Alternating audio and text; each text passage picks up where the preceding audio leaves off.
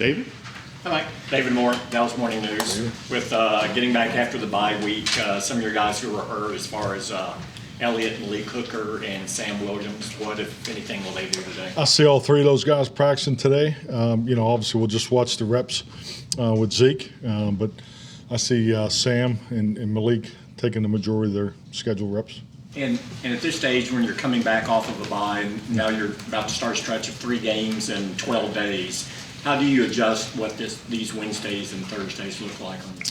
Excellent question. I think clearly, there's a couple things. When you come off of a bye week, that Monday practice is important because, what I've learned over time is that's a stressful practice for fatigue injuries. So, so that was all calculated, and I thought our guys did a really nice job on the Monday practice, getting back into it. But this week will be a semi-normal schedule, coming off of, what we did going into Chicago. But, we'll start to wean back going into Minnesota because of what follows from Minnesota. So it's something we obviously spent a lot of time on, but it's all about projecting and making sure your workload capacity is in line with the different stress points you think you have, particularly with the personnel as far as guys where they're at, injuries, so forth, numbers. Because we have a couple of receivers that I'll check on when I get out of that may be sick. So the flu bug going on. So those types of things affect practice a little bit because you got to adjust your look teams and so forth. And so all that comes into play. And frankly, it seems like every year when you hit November, and especially being a team that plays on Thanksgiving each and every year, you got to be very conscientious how you practice, particularly how much time you're on the field, and more than, in my opinion, than you need to in September and October. John Michaud, The Athletic. Being a team that plays, most of your games inside, and obviously the weather here is nothing like it's going to be in Green Bay. Do you do anything different? Is there anything you can do to get your team prepared for this? I'll tell you, I always try to have a fun fact or two for the guys each week, and if you look at the part of the country where our roster, as far as where our players come from, and compared to where Green Bay players come from, they actually have more players from the South than we do.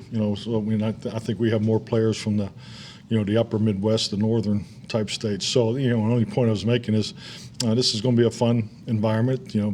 Big Ten type football, and they're tired of hearing me talk about the right shoes to wear and so forth, and the expectations of what the grass is going to be like, and so they got the full talk, dew point, the moisture in the air. So it's they'll be ready to go. So. Mike, Todd Archer of the ESPN. The practice days that David was talking about, is that confused how you get Washington's practice plan started for him because you're not going to be practicing as much? Yeah, and that's frankly, why we're gonna probably hold off on James for at least another week because of exactly what you brought up. Because you look at this week's a normal practice as far as Wednesday, Thursday, Saturday, but next week will not be, and then obviously Thursday, the Thursday game coming off of the Sunday away game in Minneapolis, so that's not, that's definitely not a week you want to bring a player back as far as getting them ready with the extra stuff. So that's one of the items that go into these types of things, and but James is very, very close to being ready.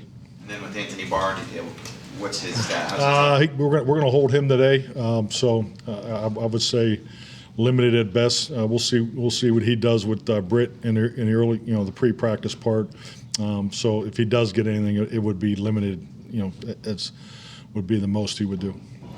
Clarence.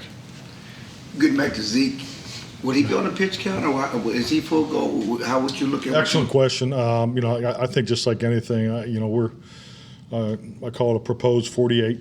We start building that, Tuesday as a coaching staff, just because we're obviously game planning for Green Bay and how we, the distribution of personnel and so forth, and going in with three running backs and having one that's on a pitch count. You got to be careful there. So frankly, I always when I think of running backs going into a game.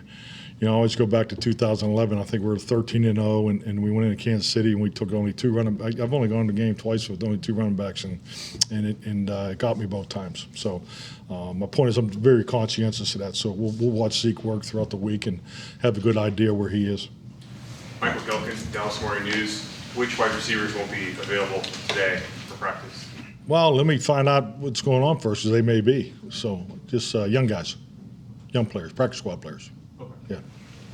Scott. Skyler Dixon with the AP. Back on Zeke, the injury last year did limit affect his production a little bit. How concerned are you that he's going to kind of have to go through that again? Well, I think like anything, every injury is different. And this is definitely a different injury. But Zeke's an old-time pro. I mean, so and I know I say this every time we talk about players return to play. I think our process here is excellent. I think Britt Brown does a really good job, especially with players like Zeke, Dak, and D-Log, men that he's gone through this before. So I feel like we have a very good handle on it. The bye week was obviously very important for Zeke. He's made a ton of progress, and I'm frankly the wrong guy to ask. Because I just came from the walkthrough with Zeke, and he told me he's fine, ready to go. But I mean that's what they all tell me. So, but everything looks positive. Dave. When you look at Green Bay's passing game now without Devontae Adams, which they knew they were going to have to work through, but they've also had some injuries there on guys they were counting on. Just how different does it look now from what it normally has looked like in recent years? Well, I think like anything, I mean, the thing is different would obviously be the players, because they have some younger players, but if you look at the veterans that particularly that had the time clock establishment with Aaron. I mean, it's his ball placement, his win the pre-snap mode, and all the things he does at the line of scrimmage. I've watched a lot of film over the bye week, and more on the offense than clearly I normally do. And I think he's still doing so many things at a very high level. So, and that's where our focus is. Our focus is on the video. Where the ball's going, who's it's going to, why is it going there, those types of things. But the mechanics, the anticipation, the awareness, the fundamentals, the footwork, the ball placement, as I've already stated, that's why he is who he is. So he's going to be a big challenge. Calvin Watkins, Dallas Morning News. How comfortable are you guys using clock a little bit more if you don't have bar? Yeah, let's just see how he practices. Yeah, I'm very, very confident. I'm I love his approach, disposition since he's arrived here. He's been, he's a all-day, young man. He's always here, weekends, all those things. So I love his work ethic, obviously love his ability. But, he's a young man that missed training camp, and, he's missed some time, and he just needs as much as he can possibly get on the practice field. So. But yeah, we have excellent confidence in him. Christy Scales, Cowboys Radio. The Packers roster has turned over so much since you were there, but a couple of the guys that you brought in your last year are now key players for him, with Jair Alexander and Lazard. What do you remember them coming in, and then how you see that they're being used now? I'll say this: obviously, excellent young players. Jair, came right in immediately, made an impact. Super competitive. Obviously, very talented. He'll be competing and for every ball. That's his. I really admired his competitive spirit. And Allen's, I think he's one of your traditional West Coast receivers that obviously I prefer. And I think both those young men have done an excellent job. One of the starters in your defense was talking about how on the bye week reflection felt that if you guys can just figure out improvement on the run defense, that can unlock everything and get the defense to its potential. Do you see that, and what gives you belief that this defense has it in it to be more consistent against the run? Oh, definitely. I mean, I think it's like anything. I mean, you talk about a scheme, just the way you practice. Everything has stress points, and and it's no different how the opponent views your offense, and vice versa. No different. I think clearly when I look at Green Bay, the biggest change that I see is on their special teams. They're playing their defensive starters now. I mean, there's a philosophical change that is going on up there. They've brought in some veteran special teams players. So all those things are part of it. And it's in where I'm going with this is we understand that that when people look at our defense, it's like, hey, we got to try to run the ball on these guys. So we know that's the way people want to come at us. The numbers reflect that, and if you look at the number of attempts that we have seen, especially late, so we understand it's a starting point, but also we're not ignorant to blind at what comes off of those action throws and the opportunity to try to take some shots on our guys. But our run defense will be critical because it puts us in favorable down and distance to do what we do best, and that's obviously rushing the passer. I know it was an off-season focus for y'all, but why are explosive pass plays allowed down for you guys?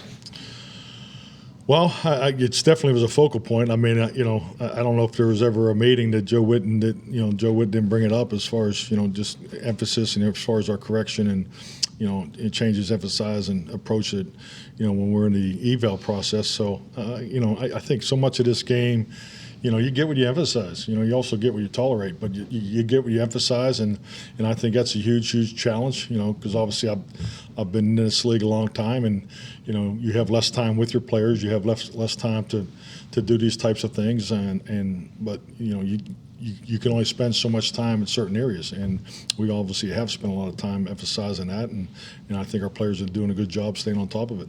Is that an area of growth for Trayvon so far this year too? Definitely. I mean, you got to remember Trayvon's still a young player that's done some great things. So I mean, I think he's clearly having his best year. As far as in all areas of playing. I mean, he's so competitive, and his ball skills are so unique. But yeah, I think you're seeing year two of a defense where not only the confidence that they have in each other in the scheme, but the connection is so much higher, and that's what good offenses and good defenses do. That's how you get to be from a good offense to a great offense, or no different for the defense and special teams. So I just see the connection, the anticipation, the trust is significantly higher than it was this time last year.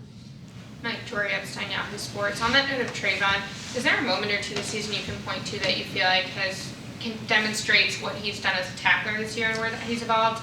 And then on a related note, how do you go about as a coach retraining a guy's brain to not be trying to avoid contact as a receiver, but to be initiating it? Well, I think it's like a lot of things in this league. Once you put video on, once you put something on video, the other side, the opponent has an opportunity to come after, to try, that happens at every position, and it's, there's some common sense, philosophical approaches I know I adhere to, and like for instance, we're in the quarterback meeting rooms, and if we got an hour and a half meeting time, and we're spending 50 minutes on the run game and 40 minutes, on the pass game, I have an issue with that.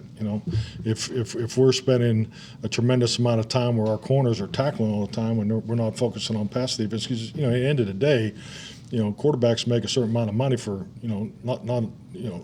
I've never seen a quarterback get fired for a bad run check. Is my point. And it's just, so I think it just makes you stay in tune with what is their primary responsibility. So with that, and going back to Trayvon, I think he recognized and obviously emphasized that he wanted to be better as a tackler, and he's been tested. Because when you started your question, that's right where I was going to go. I think his probably his biggest improvement, and clearly statistically, is in tackling. So. But yeah, I mean, every offensive coordinator, you look for quarters, certain coverages to make their corners tackle. That's why you get in reduced splits and so forth, because you want to get after those corners, and then obviously the action pass and take advantage of them, because the physicality out there is, that's not their preferred job responsibility. That's not their primary. This is why I'm here. So I think it's like anything in this game. If you can make people, do things that is not their superpower, then that's a good game plan. So, but I think he's definitely grown in that area. Is there a moment or a play that he's made this season that you feel like demonstrates? I'll be honest with you. To me, it was more in training camp. Just to focus on it. In the team run play action pad, I don't have a specific play for you, but the conscientious, the everyday part of it, I think he's been a lot more consistent there. Scott. Have any of the young guys asked you, who haven't played at Lambeau, asked you what it's like up there, or is that more player-to-player kind of thing? No, they have not one-on-one. But it is only Wednesday, because it's really kind of the start of the week. But I think we have 10. There's 10 members on our staff that have experience there, so I'm sure those conversations are going on. All righty. Thank you, Mike. Thank you.